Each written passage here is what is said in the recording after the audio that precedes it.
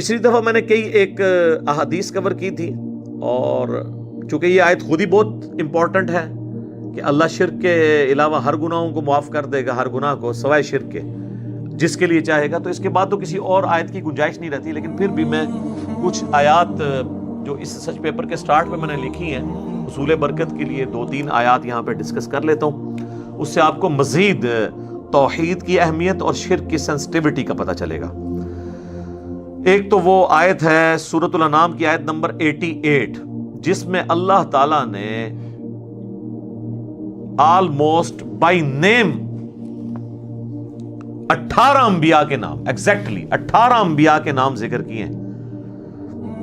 قرآن میں انبیاء کرام کے ناموں کا سب سے بڑا گلدستہ جو ہے نا وہ سورۃ الانعام کی وہ آیت ہے 88 نمبر، اور اس کے ساتھ ایڈجسنٹ.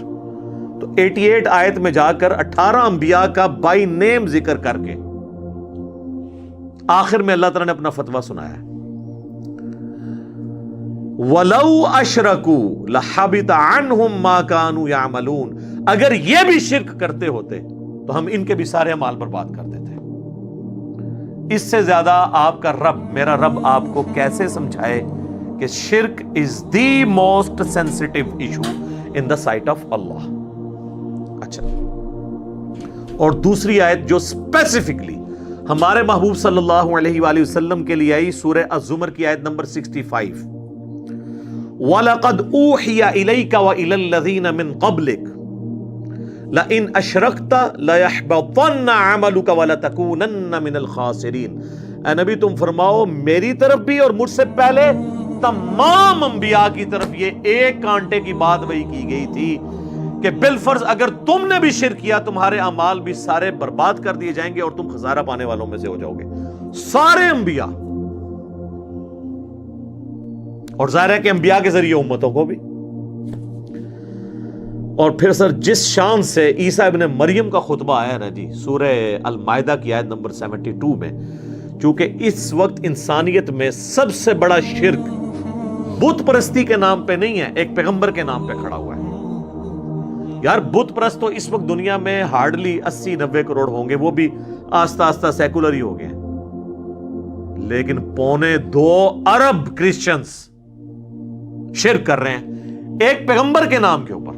اس میں پیغمبر کا کوئی قصور نہیں ہے، جیزس کرائسٹ نے کبھی ان کو شرک تعلیم نہیں کیا. تو اللہ تعالیٰ نے کرسچنز کو سمجھانے کے لیے اور عیسیٰ ابن مریم کی صفائی کے لیے، ان کی طرف سے صفائی پیش کرنے کے لیے قرآن حکیم میں سورۃ المائدہ کی آیت نمبر 72 میں ارشاد فرمایا، لَقَدْ كَفَرَ الَّذِينَ قَالُوا إِنَّ اللَّهَ هُوَ الْمَسِيحُ ابْنُ مریم، بے شک وہ لوگ کھلا کفر کر رہے ہیں جو کہتے ہیں کہ اللہ ہی عیسیٰ ابن مریم ہے. نعوذ باللہ. یہ پروٹیسٹنٹ کا یہ عقیدہ ہے کہ اللہ عیسیٰ کی شکل میں دنیا میں اترا ہے. آگے چل کر 73 نمبر آیت میں اللہ تعالیٰ نے کیتھولک کی بھی نفی کی ہے، لَقَدْ كَفَرَ الَّذِينَ قَالُوا إِنَّ اللَّهَ ثَالِثُ ثَلَاثَةٍ، بے شک وہ بھی کھلا کفر کر رہے ہیں جو کہہ رہے ہیں 3 خداؤں میں سے ایک ہے اللہ، یعنی گاڈ دا ہولی فادر، اور جبرائیل دا ہولی گوسٹ، اور عیسیٰ ابن مریم دا ہولی سن. نبی الاسلام کے مبارک زمانے میں حضرت مریم کو ٹرینٹی میں شامل کیا گیا تھا. آج کی جو عیسائیت ہے اس میں حضرت مریم کو نکال کے حضرت جبرائیل کو ڈال دیا انہوں نے. بہرحال اللہ نے کہا یہ کفر ہے. وہ جو 72 نمبر آیت ہے نا، لَقَدْ كَفَرَ الَّذِينَ قَالُوا إِنَّ اللَّهَ هُوَ الْمَسِيحُ ابْنُ مریم، اس میں اللہ تعالیٰ نے اس کے بعد ہی اسی آیت میں فرمایا وَقَالَ الْمَسِيحُ، جبکہ عیسیٰ مسیح تو کہا کرتے تھے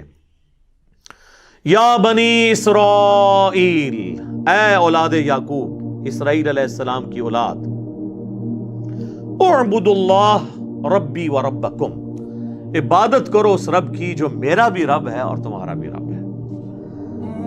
انہ من یشرک باللہ، بے شک جس نے اللہ کے ساتھ شرک کیا، انہ من یشرک باللہ فقد حرم اللہ علیہ الجنہ ومأواہ النار وما للظالمین من انصار، ایسے شخص پہ اللہ نے جنت حرام کر دی ہے اور اس کا قیامت کے دن ٹھکانہ آگ ہوگا اور وہاں اس کا کوئی مددگار نہیں ہوگا. حتیٰ کہ صحیح بخاری اور صحیح مسلم دونوں میں یہ حدیث ہے، اللہ کے محبوب صلی اللہ علیہ وآلہ وسلم ارشاد فرماتے ہیں کہ اللہ تعالیٰ نے ہر پیغمبر کو ایک ایسی دعا دی تھی جو مقبول دعا تھی، وہ اس نے اس دنیا میں ہی مانگ لی اللہ سے۔ اسی دعا کے اگینسٹ آپ کو پتہ ہے حضرت نوح علیہ السلام نے عذاب مانگ لیا تھا اللہ تعالیٰ سے اپنی قوم کے اگینسٹ، اور میں نے وہ اپنی دعا سنبھال کر رکھی ہے قیامت والے دن کے لیے، اور اس دعا کے ذریعے میں اپنے امتیوں کی شفاعت کروں گا۔ صلاۃ بر محمد و آل محمد، اللہم صلی علی محمد و علی آل محمد۔ میری شفاعت سے میرے ہر امتی کو نفع پہنچے گا سوائے اس شخص کے کہ جس نے دنیا میں اللہ کے ساتھ کسی قسم کا شرک کیا ہوا، ہر ایک کو شفاعت پہنچے گی۔ بہرحال اب یہ چیزیں تو بالکل واضح تھیں، لیکن علماء سو نے عوام کو ایسے دھوکے دیے کہ آج تک عوام ان دھوکوں سے باہر نہیں نکل رہی۔ کبھی وسیلہ اور توسل کے نام کے اوپر، جس کی جائز صورتیں بہت ساری ہیں، استعانت کا مسئلہ غیر اللہ کو مدد کے لیے پکارنا ثابت کیا، کبھی بہانہ کیا عطائی کا اور ذاتی کا، کبھی فرق ڈالا مستقل بذات کا اور غیر مستقل بذات کا، یہ سب کہانیاں ڈالی جو میں نے وقتاً فوقتاً مختلف ویڈیوز کے اندر کور کی ہیں، اور یہ ریسرچ پیپر آپ پڑھ لیں گے تو آپ کو بہت کچھ انشاءاللہ تعالی پتہ چل جائے گا اس حوالے سے۔ اسی لیے میں کہتا ہوں کہ قرآن حکیم کا وہی معنی معتبر ہے جو پہلی دفعہ کوئی غیر مسلم پڑھ کے اس کا معنی لے، مسلمان کا پڑھا ہوا معتبر نہیں ہوگا، ورنہ میرے بھائیوں ہزاروں مفسرین ہیں جو قرآن کی تفسیریں لکھ کے مر گئے ہیں، ان کی اپنی تو ہی ٹھیک نہیں ہوئی ہے کیونکہ مکھی پہ مکھی مارتے رہے، اپنے بزرگوں سے سنا اسی طریقے سے آگے ٹریول کیا۔ آپ ایمانداری سے مجھے بتائیں، آج میں اگر کسی گورے کے سامنے یہ سٹیٹمنٹ رکھوں ایاک نعبد و ایاک نستعین، اے اللہ ہم تیری ہی عبادت کرتے ہیں، تیری ہی عبادت کریں گے، کیونکہ مضارع کا صیغہ ہے، تجھ سے مدد مانگتے ہیں تجھی سے مدد مانگیں گے، یعنی دعا، تجھ سے دعا کرتے ہیں تجھی سے کریں گے، اور آپ اس کو کہیں کہ اس سے کسی بابے کو پکارنا کیا ثابت ہوتا ہے، تو وہ بھی آپ کو کہے گا یار یہ تو بالکل واضح ہے کہ تیری ہی، تو اس کے بعد تو کوئی اور دوسرے کی نفی ہو جائے گی۔ لیکن آپ پاکستان کی کروڑوں عوام کو منوا کے بتائیں قرآن کے پہلے صفحے کا ٹیسٹ پاس کرنے کے لیے تیار نہیں ہے، اور ایسے ایسے بہانے آپ کے سامنے رکھیں گے جو کسی کے دماغ میں بھی نہیں آئیں گے، اور اسی لیے پھر وہ آپ کو کہیں کہ قرآن ڈائریکٹ نہیں پڑھنا چاہیے، بندہ گمراہ ہو جاتا ہے۔ ظاہر ہے تو قرآن کیا کہ یہ کتابیں گمراہی ہے، نعوذ باللہ، یہ تو عقیدہ ہی کفر ہے۔ اگر ہم کسی کافر کو کہیں کہ یہ لو یہ کتاب لے لو، گمراہ بھی ہو سکتے ہو ہدایت بھی پا سکتے ہو، تو وہ کہے گا یار اپنے پاس رکھو، لیکن قرآن تو کہتا ہے سورہ البقرہ 185 ھدی للناس وبینات من الہدی والفرقان، پوری انسانیت کے لیے ہدایت ہے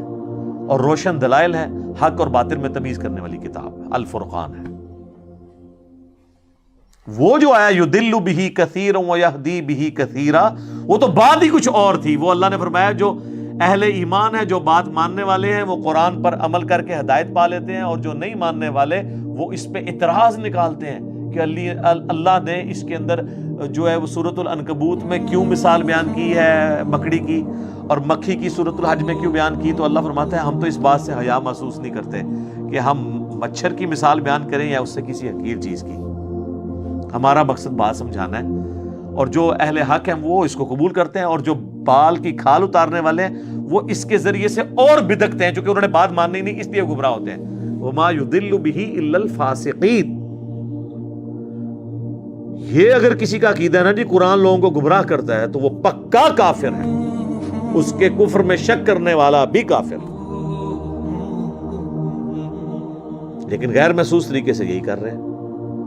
کوئی یہودی عیسائی میں آ کے کہ قرآن و حدیث ڈائریکٹ نہ پڑھنا گمراہ ہو جاؤ گے، ہم کہتے ہیں لعنتی اللہ کے دشمن، لیکن وہی یہودی یا کوئی نامختون جس کے ختنے نہیں ہوئے ہوئے ہندو خوبصورت سی داڑھی رکھ کر پگڑی پہن کے ممبر پر 25-25 سال تک مفتی اعظم بن کے کسی ملک کے اندر جمعے پڑھاتا رہے اور لوگوں کو کہتا رہے کہ جی قرآن و حدیث ڈائریکٹ نہ پڑھنا تم گمراہ ہو جاؤ گے، نیچے والے سارے سبحان اللہ پڑھتے رہتے ہیں۔ اسی وقت کوئی یہودی چڑھ کے کہ تو سارے کہتے ہیں لعنتی اٹھ تو قرآن حدیث کا دشمن، لیکن یہ جو دشمن ہے یہ آپ کو نظر ہی نہیں آتا. پاکستان میں کتنے مفتی نہیں پکڑے گئے ہیں یہ ضرب عضب اور رد الفساد میں، جن کے خطرے بھی نہیں ہوئے ہیں، ہندو ایجنٹ ہیں انڈیا کے. اور میں اکثر سوچتا ہوں ان مفتیوں کی وجہ سے کتنے نمازیوں نے دوسرے نمازیوں کے ساتھ جھگڑا بھی کیا ہوگا کہ یار تمہیں تمیز نہیں مفتی صاحب سے بات کرنے کی. کاش اس وقت انہوں نے خطرے چیک کیے ہوتے تو یہاں تک مسئلہ ہی نہ جاتا. مجھے کہتے ہیں بزرگوں کے خطرے چیک کرو. خطرے اس لیے کہ پاکستان میں خطرے چیک ہوتے ہیں. جو علماء فساد مچا رہے ہوتے ہیں تو اکثر کے نہیں نکلتے ہیں، وہ پتہ چلتا ہے کہ ایجنٹ ہے. پرانوں کے تو اب ہم نہیں کر سکتے کیونکہ فوت ہو چکے ہیں. تو میرا خیال ہے یہ حکومت لیول پہ یہ علماء کو ڈگری دیتے وقت نا یہ بھی ایک بیچ میں ٹیسٹ ایڈ کرنا چاہیے. ویسے آپ کو پتہ نہیں فوج میں بھی جب بھرتی ہوتی ہے نا تو باقاعدہ اس میں مکمل میڈیکل ٹیسٹ ہوتا ہے، تو علماء کے میڈیکل ٹیسٹ میں بھی یہ خطرے ضرور دیکھنے چاہیے. اب یہ نہ ہو کہ آندھا سے وہ خطرے کروا کے ایجنٹ لانچ کر دیں. پھر اور طریقے، پھر اگلا طریقہ آپ کو اس وقت ہم ہی بتائیں گے آپ کو کہ آپ اس کو کیسے چیک کرنا ہے. آپ نے پکڑے جائیں گے انشاءاللہ، جاتے کہیں نہیں ہے. تو یہ اتنا سینسٹیو معاملہ ہے اور یہ اس طرح دھوکے دیتے ہیں. لیکن غیر مسلم جب پہلی دفعہ پڑھے گا وہ کہے گا یار واضح لکھا ہے عبادت بھی اللہ کی، دعا بھی اللہ سے مانگ.